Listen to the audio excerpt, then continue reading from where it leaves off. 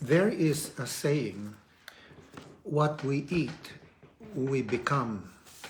Yung ating daw mga kinakain ay nakakaapekto ng ating moods, ng ating health, at kung saan tayo pupunta. Every Sunday and every time we come to the table of the Lord, we eat the body of Christ. The question is, are we becoming the body of Christ? So we eat the body so we can become the body. Yan ang pag-uusapan natin tonight. Amen.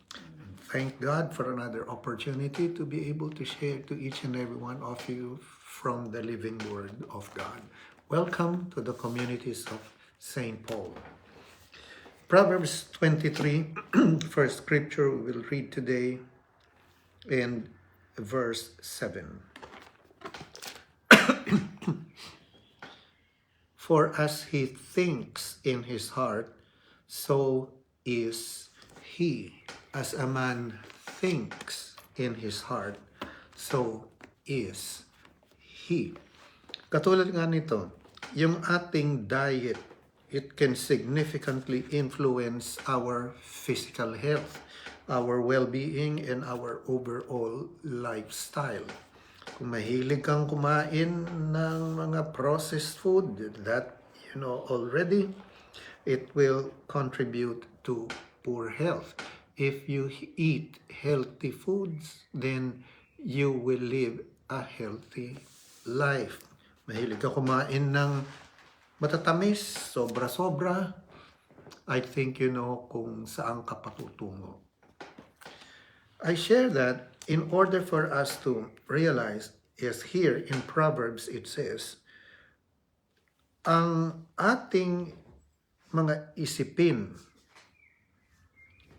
ay yun ang nag-iimpluwensya kung sino tayo. Pag hindi natin ito pinalawak ang ating isipan, ay hindi nalalawak ang ating pagkatao. That is true even on the things not pertaining to the scriptures, but more so with the scriptures. The more we think like Christ, the more we become like Christ. And the only way by which we can think like Christ, the Bible says we have the mind of Christ, is to continuously read and meditate and then ask the Spirit of God to quicken to us, especially from the Gospels. Yes, the whole word of God is the Bible, is the Word of God, but primarily we give first priority, not saying the others are not important, but we make sure that we read constantly from the Gospels, because that is the life of Christ. And in that, we are able to have the mind of Christ developed in us. And following this saying, the more we increase in the thoughts of Christ, the mind of Christ, the more we contain his intentions, his feelings, and his thoughts. Amen. Amen. Now, so we eat the body of Christ so that we can become the body of Christ. St. John says, as he is, so are we in this earth. That's the reason why at least once a week, now after the resurrection of Jesus, then we partake. However, in partaking of the body and the blood of Christ, then there is a necessity para sa atin na samahan ito ng pananampalataya. We have to mix our faith in what we are partaking. Now, in Luke 24,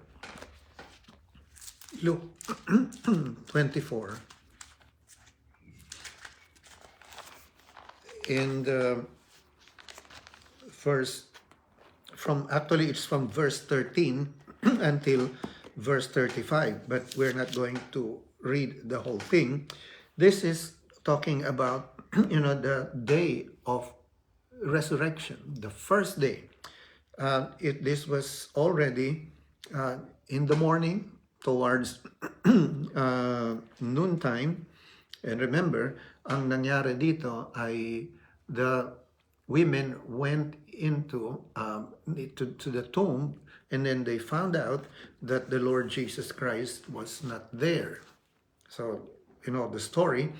And then, at the other side of town, there were two disciples. Yung isa was named Cleopas, the other one was unnamed. Now, sabi ng ibang komentaryo, yun ay kanyang asawa, yun ay kanyang, or others, yun ay another disciple. But they were walking on the road to Emmaus. And then, for those of you that are familiar with the story, while they were talking about what happened, kasi, you remember, yung dalawang, yung mga babaeng nagpunta doon sa kung saan inilibing si Lord nung bago mag-Passover ng Friday ng gabi, ay binalikan din nila ito. May dala silang spices. They were not expecting that He will rise. So, dinala na yun dahil hindi nila nagawa ito dahil noong siya ay inilibing doon ay it was almost the Sabbath. So, the whole Friday ng gabi, Saturday ng gabi, hindi nila pwedeng gawin yun. So, early in the morning on the Sunday, which was the Sunday of the resurrection, they were there. Now, nung hindi nila makita, sila'y dali-daling pumaroon kung nasan na ang mga apostoles. At kasama ito sila Cleopas. At doon ibinalita noong mga babaeng nagpunta doon sa kanyang pinaglibingan na wala ang Panginoon doon at sinabihan sila ng mga anghel, etc. And then, so itong ngayong dalawa na ito, naglalakad si Cleopas papunta doon sa tinatawag nating the road to Emmaus. At on their way, Jesus appeared to them.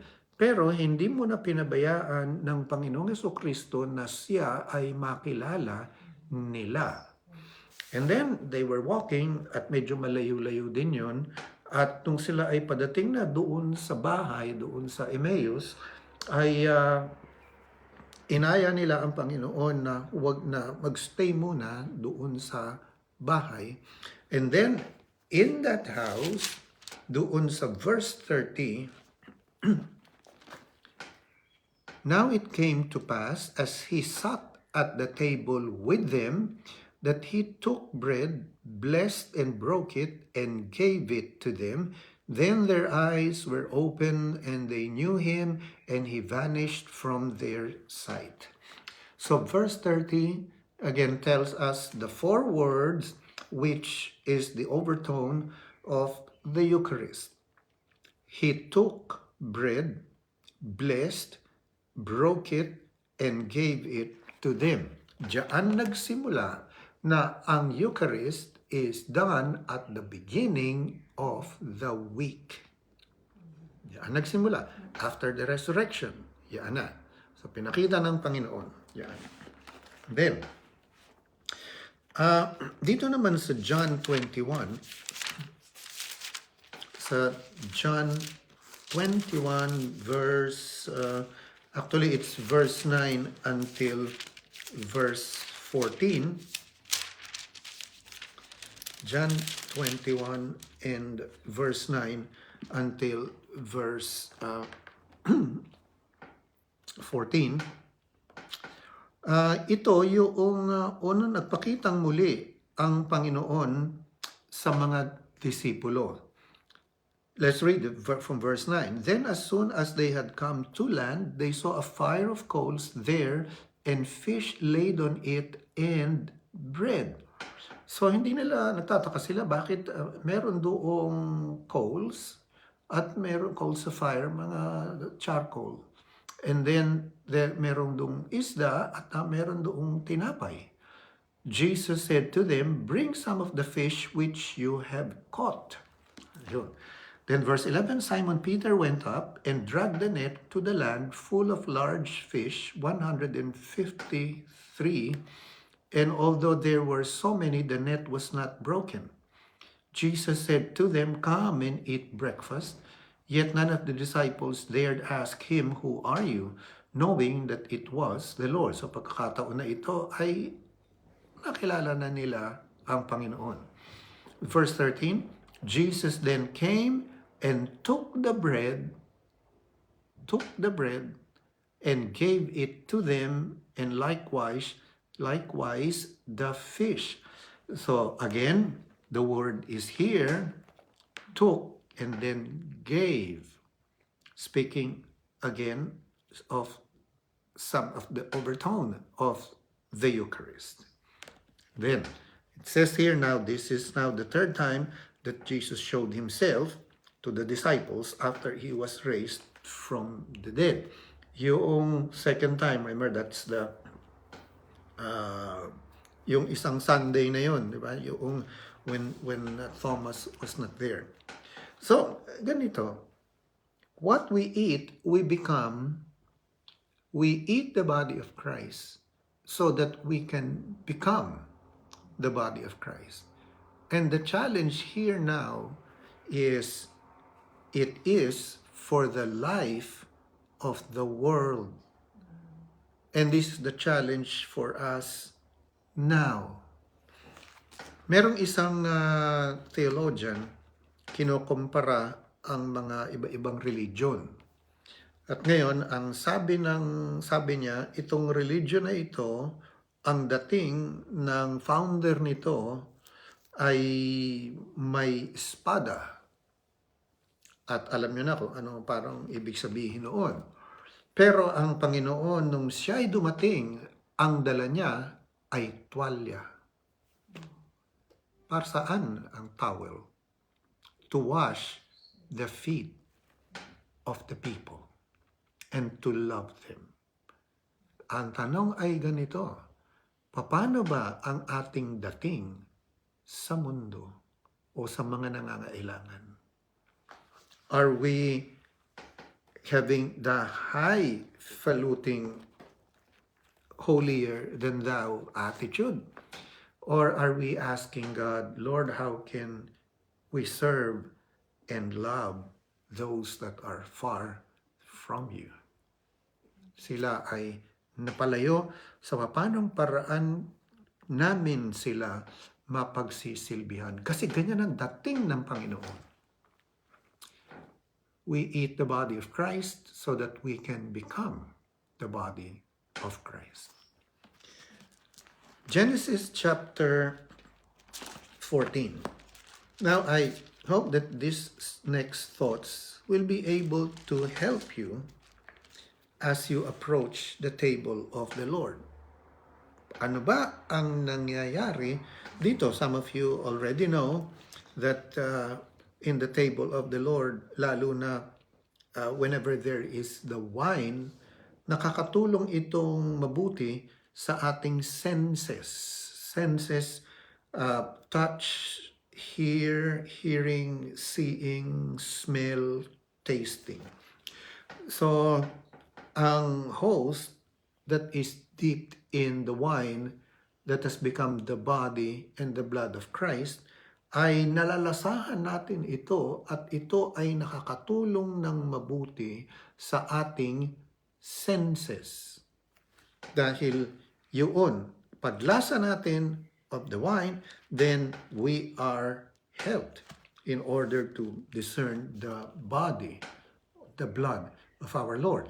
And we know that whenever we are reminded of that, yung anamnesis na sinasabi, ibig sabihin yung sinabing do this in remembrance of me, ay dinadala natin sa pangkasalukuyan by mystery ang nangyari na 2,000 taon ang nakalipas. It comes by the mystery of the Holy Spirit quickening to us and bringing to us the effects of it if we will open our hearts in faith, as if it was done during the first Last Supper. So, we realize that na yung paglalasa na yun ng kanyang dugo, ang paghuhugas ng ating mga karumihan, stains of soul and spirit. Paghuhugas ng ating mga kasalanan, paghuhugas ng ating mga pagkakamali.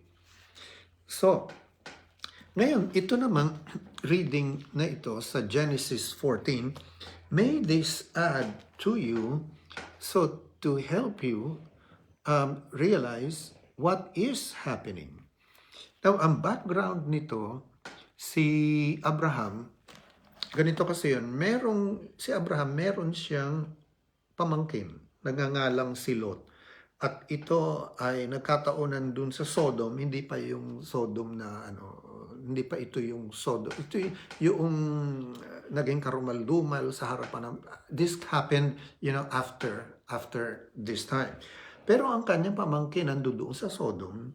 Ngayon, mayroong 5 haring kinongker yung Sodom. At kinuha ang mga inhabitants doon, nakasama ang kanyang pamangkin na si Lot. Nung malaman ito ni Abraham, iniligtas niya ang kanyang pamangkin. Remember, 5 hari ito, corresponding to like 5 countries. And then Abraham went in the power of the Lord. Meron lamang siyang 300 sundalo na naging sundalo, pero hindi talaga ito sundalo dahil ito ay kanyang mga household servants. Isipin mo, mga katukatulok lang niya doon sa bahay. Walang military training. So, nilusob nila yung 5 hari na yon at kinuha nila ang kanilang mga bounty. Kumbaga, in simple word, yung kanilang mga nakulimbat doon sa kanilang raid, doon sa Sodom, at doon nila naligtas si Lot. Ngayon, nung pagbalik niya, yun naman ang storya ngayon. Ito ngayon ang nangyari sa verse 18 ng Genesis 14. Then Melchizedek, basahin ko muna verse 17. And the king of Sodom went out to meet him at the valley of Shaveh, that is the king's valley, after his return from the defeat of Chedorlaomer and the kings who were with him. So yun yung mga tinalo ni Abraham, si Chedorlaomer at yung mga iba pang hari. Verse 18. Then Melchizedek, king of Salem, brought out bread and wine. He was the priest of God Most High. So, biglang dumating sa eksena, pabalik na si Abraham, dumating ngayon sa eksena ang isang paring nagngangalang Melchizedek. Kaya ang tinawag ang Panginoon was a priest after the order of Melchizedek. Hindi binanggit sa Biblia ang kanyang simula, no beginning, at ang kanyang end, except dumating lamang siya doon. And then what did he bring out? He brought out bread and wine. Bread and wine. Bread and wine. Then, verse 19, and he blessed him and said, see, Melchizedek blessed Abraham. Blessed be Abram of God Most High, possessor of heaven and earth. And blessed be God Most High, who has delivered your enemies into your hand. So, 2 bagay kaya niya nilabas ang bread and wine. Una, para pagpalain si Abraham sa kanyang tagumpay. At pangalawa, para ipagdiwang ang kanyang tagumpay. Every time you and me partake of the Eucharist at the beginning of the week, we proclaim that Jesus is overcomer of sin and death in our lives. Amen. Amen. So, ito ang isang bagay. We proclaim the Lord's death until He comes. Diba? Ganon. Christ has died, Christ is risen, Christ will come again. So, yung sinisimula natin at the beginning of the week ay pinoproklama na natin ang tagumpay para sa susunod na isang buong linggo na yon. At sineselebrate natin ang mga nangyari ng previous week para ito'y maging tagumpay. Amen. Now, you may say, hindi naman nagtagumpay. That's the problem. Actually, that's your problem. But if you're going to mix it with faith, ang iyong mga endeavors, ang iyong mga gagawin, dahil to si Abraham, siya'y may ginawa, galing siya sa laban. Amen. So, tayo rin ay kailangang humakbang patungo sa laban. Ibig sabihin, the carrying out of the kingdom of God. And that is the one God blessed and declared victorious. Amen. Amen. Just today, I didn't know that this is going to happen, except that for the beginning of the week, I proclaim, as I usually do, that the week is going to be blessed. But just this day, meron kasi akong ginagawang proposal, and then ang nangyari, natanggap ang proposal na ito. In simple terms, hindi naman itong topic natin ngayon, but this is some sort of a testimony for tonight. Meron kasi akong ginagawang proposal, ay parang the principles of the kingdom of God for a better Philippines. Yan, parang ganyan yung titulo. And I have been looking for it in order to be able to share it at ma-pilot run ito. And today, I got the project accepted as I was talking to someone in the Philippines.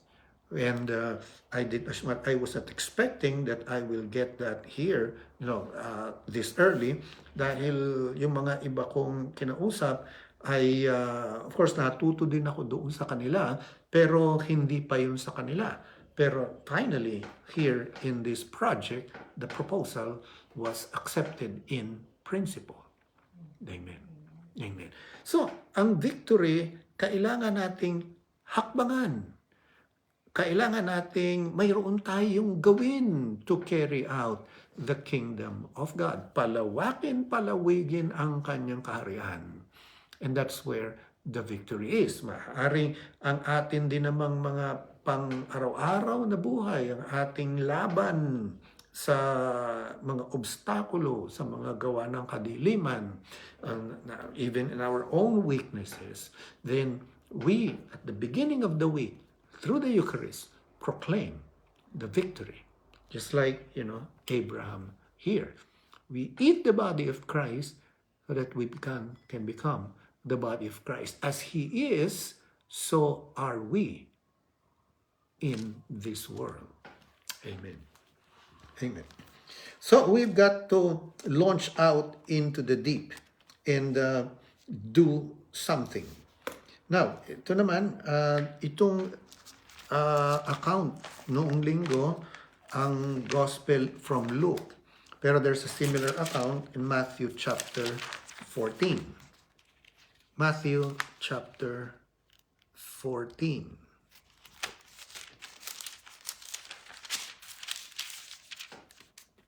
And verse 13 to 15. When Jesus heard it, He departed from there by boat to a deserted place by Himself. So, take note, deserted place ito. But when the multitude heard it, they followed Him on foot from the cities. And when Jesus went out, He saw a great multitude, and He was moved with compassion for them and healed their sick. When it was evening, his disciples came to him, saying, "This is a deserted place, and the hour is already late. Send the multitudes away, so that they may go into the villages and buy themselves food." Familiar? Yeah, because last Sunday, ito naman ang account ni Matthew sa feeding of the 5,000. Ang binasa ng linggo yung Luke, but it is from the same account. The thing that I would like us to see here they were in a deserted place. And then, ano ginawa ng Panginoon? Pinakain yung 5,000.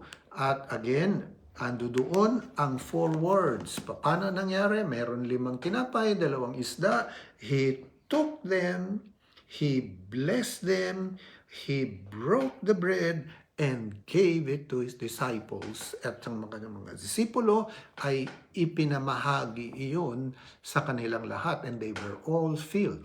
What is that saying? Even in our deserted places, the Lord feeds us. Amen. Overall, though I walk through the valley of the shadow of death, I will fear no evil. The Lord is my shepherd. I have everything I need. I lack nothing. Why? Because He provides everything I need. We eat the body of Christ so we can become the body of Christ to the world, for the life of the world, that the world may have life. Yan ang dahilan. So at this time, trabahuhin natin at sipagan natin para nang sa gayon ay, alam niyo, marami nang napalayo sa Eucharist. Para sa ating maliit na kontribusyon ay maari natin silang dalhin muli at para sila ay mapunuan, mapakain at ng kanyang katawan at mapainom ng kanyang dugo. Ang ating dala ay katulad ng kanyang dala, tuwalya. In order to serve the world, in order to be of a blessing to the world, in order to love the world, love them into the kingdom of God. Are we becoming the body of Christ? And I pray we are. Amen. So may this be of help to you. Remember this. Have this in your thoughts, in your mind always.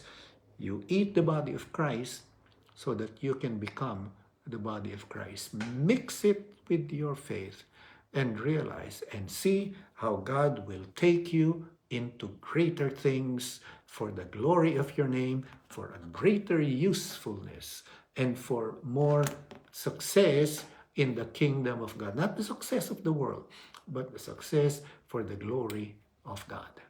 Amen. Amen. So I'll stop here, and I pray that this has been a blessing to you. The grace of our Lord Jesus Christ, the love of God, and the fellowship of the Holy Ghost be with us all now and forevermore. Amen and amen until next live stream. Bye-bye for now.